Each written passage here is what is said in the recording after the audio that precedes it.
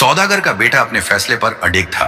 उसने पूरे गांव के सामने ऐलान कर दिया कि शादी धूमधाम से होगी और किसी को कोई आपत्ति हो तो वह सामने आ सकता है। उसकी बात सुनकर कई लोगों के चेहरे उतर गए, लेकिन कोई कुछ बोल न सका। आखिरकार यह सौदागर का बेटा था, जिसकी दौलत और ताकत के आगे कोई कुछ कहने की हिम्मत नहीं कर सकता था। इधर लोहार की बेटी अपने घर में बैठी थी। वह जानती थी कि यह शादी सिर्फ एक संयोग नहीं थी। वह खुद भी इस फैसले से खुश थी, लेकिन मन में एक अजीब सी बेचैनी थी। उसे ऐसा लग रहा था जैसे कुछ बड़ा होने वाला है। शादी की तैयारियां जोरों पर थीं। पूरे गांव में हलचल थी। लहार का घर रोशनी से जगमगा रहा था और सौदागर के बेटे के लिए शानदार वस्त्र तैयार किए जा रहे थे। लोहार की बेटी के हाथों में हल्दी लग चुकी थी और पूरा माहौल उत्सव जैसा था। लेकिन इस खुशी के माहौल के बीच एक अजीब सी बेचैनी भी थी। शादी से एक दिन पहले आधी रात को लोहार की बेटी की आंख अचानक खुल गई। उसे अपने कमरे में किसी की आहट महसूस हुई। हल्की चांदनी खिड़की से भीतर आ रही थी और वह देख सकती थी कि कोई दरवाजे के पास खड़ा था। कौन है? उसने धीमे लेकिन दृढ़ स्वर में पूछा। कोई जवाब नहीं आया। वह धीरे धीरे उठी और दीपक जलाया। जैसे ही रोशनी फैली, दरवाजे के पास खड़ा शख्स दिखाई दिया। सौदागर का बेटा, तुम यहां? इस वक्त लोहार की बेटी ने चौंक कर पूछा। सौदागर के बेटे की आंखों में एक अजीब सा भाव था। वह थोड़ा असमंजस में लग रहा था, जैसे कुछ कहना चाहता हो लेकिन कह नहीं पा रहा। मैं बस तुमसे कुछ पूछने आया था, उसने हिचकिचा हुए कहा।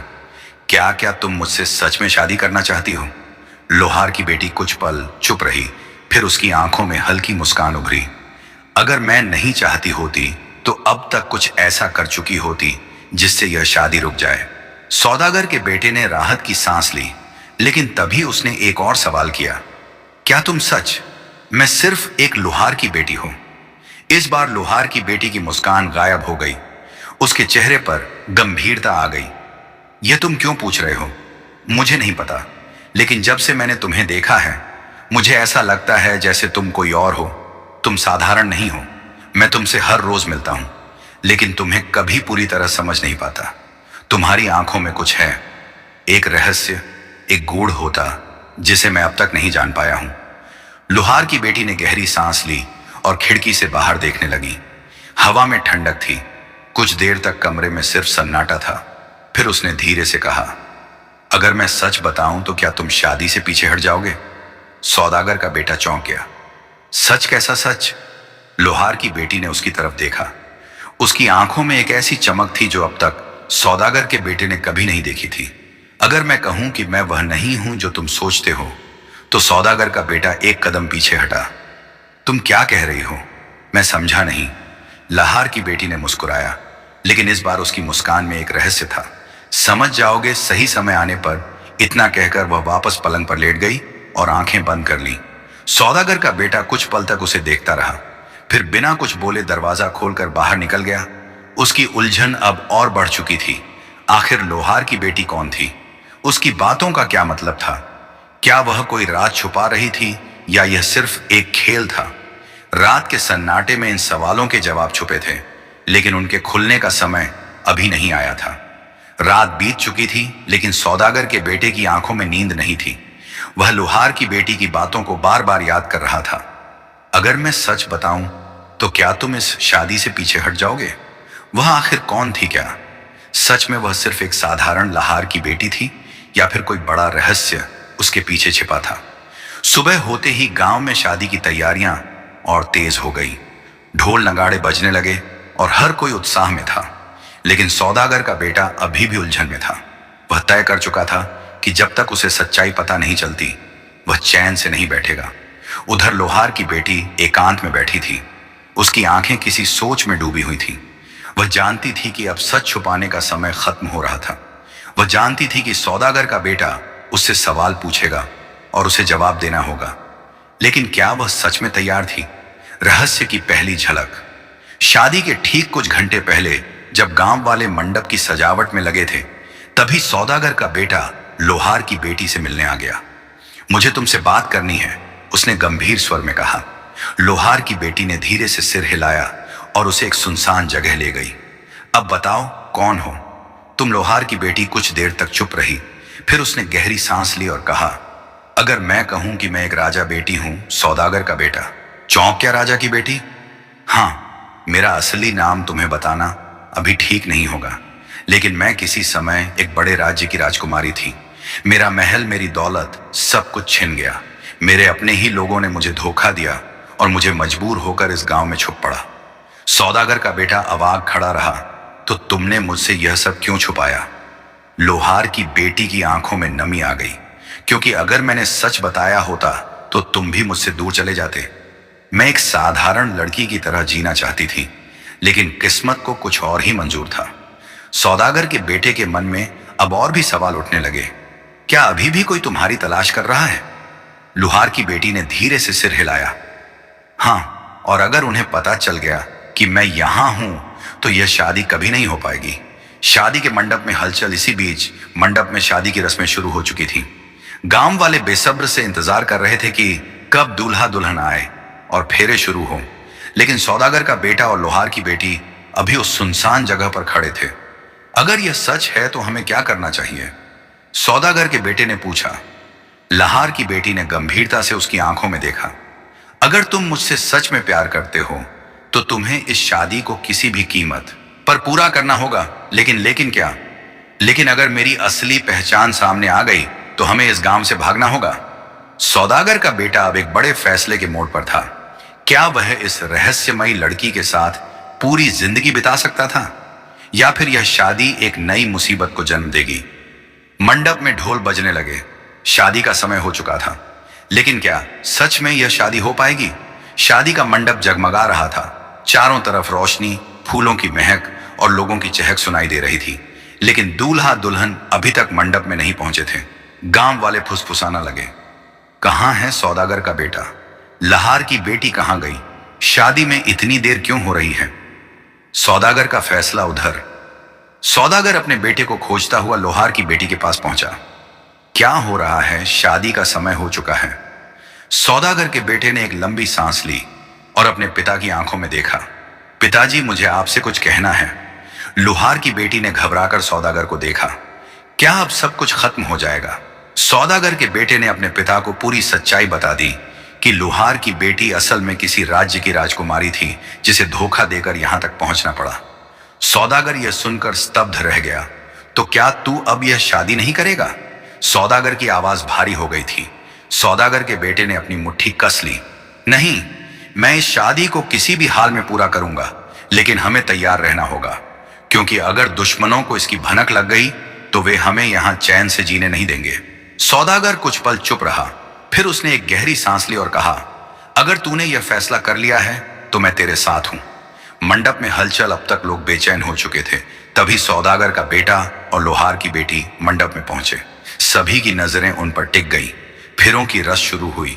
दोनों ने अग्नि के साथ फेरे लिए, लेकिन जैसे ही सातवां फेरा पूरा हुआ तभी धड़ाम दरवाजे पर एक जोरदार आवाज हुई। सभी ने चौंक कर उधर देखा। एक सशस्त्र दल अंदर दाखिल हो चुका था। खतरा आ पहुंचा। वह लोग कोई आम लोग नहीं थे। वे राज दरबार के सैनिक थे, जो लोहार की बेटी की असली पहचान जान चुके थे। उनका नेता आगे बढ़ा और जोर से चिल्लाया, राजकुमारी, आपका खेल खत्म हो चुका है। हमें आपके राजा पिता का आदेश है कि आपको तुरंत वापस ले जाया जाए। गांव वाले यह सुनकर हैरान रह गए। क्या लोहार की बेटी असल में एक राजकुमारी थी? सौदागर के बेटे ने अपने हाथों में कसकर लोहार की बेटी का हाथ पकड़ लिया। मैं इसे किसी भी हाल में तुम्हारे साथ नहीं जाने दूंगा। सैनिकों का नेता हंस पड़ा। तुम एक साधारण सौदागर के बेटे हो। हमारे सामने खड़े रहने की तुम्हारी औकात नहीं। लेकिन तभी कुछ ऐसा हुआ जिसकी किसी को उम्मीद नहीं थी। लोहार की बेटी अचानक एक नंगी तलवार लेकर खड़ी हो गई। अगर कोई मुझे छूने की कोशिश करेगा तो मैं लड़कर मर जाना पसंद करूंगी। पूरे मंडप में सन्नाटा छा गया। अब यह शादी एक नया रूप ले चुकी थी। क्या सौदागर का बेटा और लोहार की बेटी इन सैनिकों से बचकर भाग पाएंगे, या फिर राज दरबार की ताकत उनके प्यार पर भारी पड़ेगी? राजा सिंहासन पर बैठा गहरी सोच में था। दरबार में सन्नाटा छाया हुआ था। सामने खड़ा था लोहार, जिसकी बेटी ने असंभव को संभव कर दिखाया था। उसकी बेटी ने ऐसी तलवार बनाई थी जिसे मोड़ा जा सकता था, लेकिन वह टूटती नहीं थी। पूरे नगर में यह खबर फैल चुकी थी। राजा ने तलवार को उठाया और ध्यान से देखा। उसने तलवार की धार पर अपनी उंगली फेर कर उसकी पैनी धार को महसूस किया। फिर उसने तलवार को पूरा मोड़कर देखा और जैसे ही उसने छोड़ दिया, तलवार अपनी पूर्व अवस्था में लौट आई। पूरे दरबार में हलचल मच गई। यह किसी चमत्कार से कम नहीं था। राजा ने अपनी गहरी आवाज में पूछा, यह कैसे संभव हुआ? तुमने ऐसी तलवार कैसे बनाई? लोहार की बेटी ने सिर झुकाकर उत्तर दिया, राजन, यह कड़ी मेहनत, अनुभव और सही धातु के मेल का परिणाम है। राजा ने मुस्कुराकर कहा, तुम्हारी बुद्धि और मेहनत सच में अद्वितीय है, लेकिन मैं इस तलवार की मजबूती को स्वयं परखूं। यह कहकर राजा सिंहासन से उठा और उसने अपनी तलवार निकाल ली। फिर उसने लोहार की बेटी द्वारा बनाई गई तलवार से अपनी तलवार पर वार किया। क्षण पूरे दरबार में तलवारों की टकराने की गूंज सुनाई दी। राजा की तलवार 2 टुकड़ों में टूट गई, लेकिन लोहार की बेटी की तलवार ज्यों की त्यों रही। दरबार में स्तब्ध छा गई। कुछ क्षणों तक कोई कुछ न कह सका। फिर राजा ने ठहाका लगाकर हंसते हुए कहा, तुमने सचमुच मेरी शर्त पूरी कर दी। मैं वचन देता हूं कि अब मैं अपने पुत्र का विवाह तुम्हारी बेटी से करूंगा। सौदागर का बेटा, जो अब तक चुपचाप खड़ा था, उसकी आंखों में चमक आ गई। लोहार की बेटी की आंखों में संतोष और गर्व झलक रहा था, लेकिन शाही महल के भीतर कहीं कोई इस फैसले से खुश नहीं था। एक शख्स था जो इस शादी को रोकने के लिए कोई भी हद पार कर सकता था। सैनिकों के नेता ने राजकुमारी लोहार की बेटी को तलवार उठाते देखा तो उसकी हंसी बंद हो गई। राजकुमारी, आप हमारी कैद से नहीं बच सकती। लेकिन राजकुमारी पीछे नहीं हटी। सौदागर का बेटा भी उसकी ढाल बनकर खड़ा हो गया। अगर कोई इसे हाथ भी लगाएगा तो उसे मेरी तलवार से मिलना पड़ेगा। गांव के लोग भी यह सब देखकर चौंक गए, लेकिन फिर वे सौदागर के बेटे और लोहार की बेटी के समर्थन में खड़े हो गए। अब यह युद्ध सिर्फ 2 लोगों का नहीं था, बल्कि पूरा गांव उनके साथ था। रणभूमि में मंडप सैनिकों ने अपनी तलवारें निकाल ली। सौदागर का बेटा भी एक तलवार उठा चुका था और राजकुमारी पहले से तैयार थी। तलवारें टकराई। गांव के कुछ मजबूत लोगों ने भी डंडों और औजारों से सैनिकों का मुकाबला शुरू कर दिया। एक सैनिक सौदागर के बेटे पर हमला करने ही वाला था कि राजकुमारी ने उसे बीच में ही रोक लिया। जब तक मैं जिंदा हूं, इसे कोई नहीं छू सकता। धीरे धीरे सैनिक हारने लगे। उन्होंने यह अंदाजा नहीं लगाया था कि एक छोटे से गांव के लोग इतनी हिम्मत दिखा सकते हैं। राजा का आगमन। लेकिन तभी घोड़े की टाप की आवाज आई। गांव के बाहर धूल का गुब्बार उठा। राजा स्वयं अपनी सेना लेकर आ चुका था। गांव वाले रुक गए। सैनिक मुस्कुराने लगे। राजा ने नीचे उतरते ही गुस्से से देखा। राजकुमारी, तुमने हमारी बेइज्जती कर दी। राजकुमारी बिना डरे बोली, पिता, मैंने अपनी मर्जी से शादी की है।